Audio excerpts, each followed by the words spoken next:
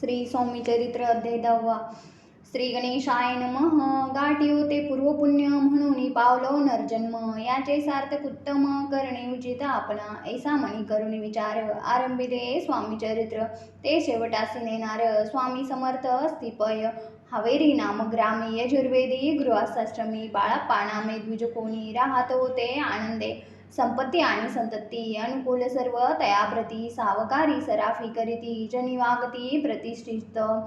30 वर्षाचे वय झाले, संसारात ते उबगले. सद्गुरु सेवेचे दिवस आले, मती पालटली तयांची. जरी संसारी वर्तते तरी मनी नाही शांती. योग्य सद्गुरु आपणा प्रती, कोठे आता भेटेल.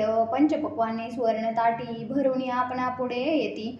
पाहून या स्वप्नी ऐशा गोष्टी उल्हासले मानस. तत्काळ केला निर्धार, सोडावे सर्व घरदार. माया पाश त्रडतर, विवेक शस्त्रे तोडावा. सोलापुरी कामम्मासी, ऐसे सांगुनी सर्वत्रासी. निघाले सद्गुरु शोधासी, घरदार सोडिले. मुरगोड ग्राम प्रख्यात, तेथे आले चिदंबर. फिरत फिरत जेथे चिदंबर दीक्षित, महापुरुष जन्मले. मुरगोडी मल्हार दीक्षित, वेदशास्त्री पारंगत. धर्मकर्मी सदारत, ईश्वर भक्त तैसाचे.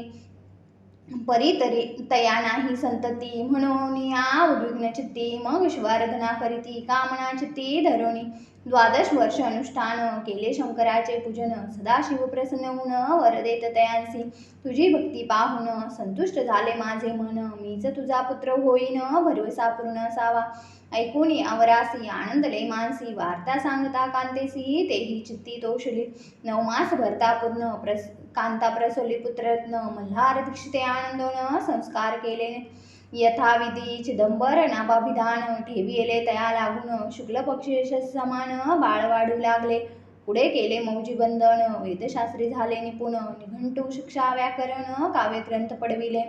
एकदा यजमानाचे घरी व्रत होते गजगौरी. चिदंबर या तयावसरी पूजे लागे आणले. प्राण प्रतिष्ठा मंत्र म्हणता गजाहुनी येऊनी तत्वता चालू लागला. हे पाहता विस्मित झाले यजमान. ऐशा लीला अपार दाखविती चिदंबर, प्रत्यक्ष जे का शंकर.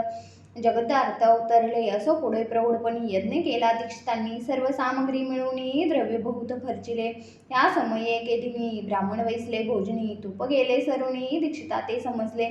जले भरले होते घट, त्या सिलाविता अमृत असत. ते घृत झाले समस्त, आश्चर्य करीती जन समस्त. तेव्हा पुणे शहरामाजी पेशवे होते रावबाजी. एके समयी ते सहजी दर्शनाते पातले. अन्यायाने राज्य करीत, दुसऱ्यांचे द्रव्य हरित. यामुळे जन झाले त्रस्त, त्यांची दाद लागेना. तयांनी हे ऐकून मुरगोडी आले धावून. म्हणती दीक्षितांची सांगून दाद आपली लावावी. रावबाजींची वृत्तांत कर्णब करणी झाला श्रुत. म्हणती जे सांगतील दीक्षित, ते अमान्य करवेना. मग दीक्षितांशी निरोप पाठविला, आम्ही येतो दर्शनाला. परी आपण आम्हाला त्वरित निरोप देईजे. ऐसे सांगता दीक्षिता प्रती. त्या वेळी काय बोलती, आता पालटली तुझी मती. त्वरित निरोप मागसी, कोपला तुझवर ईश्वर. जाईल राज्यलक्ष्मी सर्व, वचनी ठेवी निर्धार. निरोप तुझला दिला असे, सिद्ध वाक्य सत्य झाले. रावबाजींचे राज्य गेले, ब्रह्मावरती राहिले परतंत्र जन्मवरी. एके समयी अक्कलकोटी दीक्षितांच्या निघाल्या गोष्टी. तेव्हा बोलले स्वामी यती, आम्ही त्या ते जाणतो. यथा समारंभाचे अवसरी आम्ही होतो त्यांचे घरी. तूप वाढण्याची कामगिरी आम्हाकडे तै होती. महासिद्ध दीक्षित त्यांचे वर्णिले अल्पवृत्त. मुरगोडी बाळप्पायत पुण्यस्थान जाणवणी.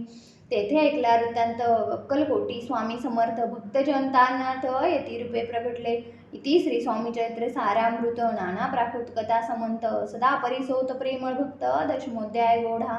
श्री स्वामी राजार्पणमस्तु. शुभवंतु. नमस्कारम. गुरुर्ब्रह्मा गुरुर्विष्णू गुरुर्देवो महेश्वरा. गुरु साक्षात परब्रह्म, तस्मै श्री गुरवे नमः. श्री स्वामी समर्थ महाराज की जय.